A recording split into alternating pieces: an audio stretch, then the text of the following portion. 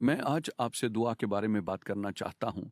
दुआ जिससे कौमों पर असर पड़ेगा, और मेरा ईमान है कि खुदा अक़वाम की माहियत बदलना चाहता है। वो चाहता है कि कौमें उसको जानें, उसकी पैरवी करें और उसके चेहरे का जलाल यानी दीदार या नूर हासिल करें। इसलिए मैं आज आपको दुआ की एक किस्म बताना चाहता हूँ। बाइबल मुक़द्दस बताती है कि हैकल की तामीर के बाद सुलेमान बादशाह ने दुआ की, और जब वो दुआ कर चुका तो कलाम मुक़द्दस बताता है कि खुदा की आग आसमान से आई और कुर्बानियों और ज़बीहों को खा गई। और आप जानते हैं कि मेरा ईमान है कि जब हम दुआ करेंगे तो कौमों में खुदावन की आग नाज़िल होगी। ये इसी तरह है जब हैकल की तामीर के बाद सुलेमान बादशाह ने दुआ की और खुदा की आग नाज़िल हुई। आज मेरी कौम और आपकी कौम को, बल्कि दुनिया की तमाम अक़वाम को खुदा की आग की ज़रूरत है। हमें खुदा की आग को जलते हुए देखने की ज़रूरत है, और हमें ज़रूरत है कि एक अजीम हयात नूर देखें।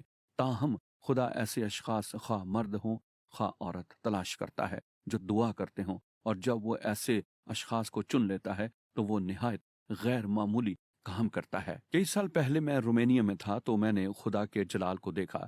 जब मैंने तारीख़ की किताबों को पढ़ा, तारीख़ी मुतालिया से मुझे हयात नूर और खुदा के अजीम कामों का इल्म हुआ। लेकिन ये सब एक पासबान से शुरू हुआ था। वो पासबान एक कम्युनिस्ट मुल्क में रहता था जहां मसीहों को बुरी तरह सताया जाता था। वो दुआ किया करता था।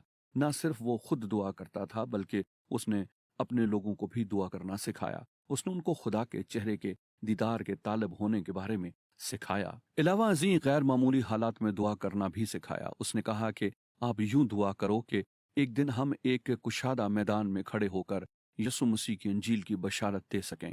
यूं दुआ करो कि एक दिन हम अखबार के जरिए और टीवी और रेडियो पर यसु मसीह की इंजील की मनादी करेंगे।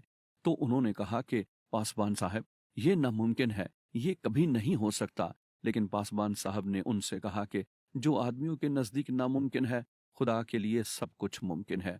दुआ करो और खुदा के चेहरे को देखो। फिर उन्होंने दुआ की और मुसलसल दुआ करते रहे, और इस रूह के आलम में खुदा ने सब कुछ तब्दील कर दिया। रोमानिया में एक इनकलाब बर्पा हुआ जो सिर्फ एक पासबान की बदौलत हुआ, जिसको गिरफ्तार किया जाना था। बहुत से मसीही उसकी मदद को आए, उसको बचाने की कोशिश भी की, लेकिन कई उनमें से मारे भी गए। जब ये सब कुछ हुआ तो मैं आपको बताना चाहता हूँ कि लोगों का बड़ा हजूम मरकजी चौक में जमा हो गया। ये मसीही नहीं थे, ना ही कलीसिया में जाने वाले लोग थे।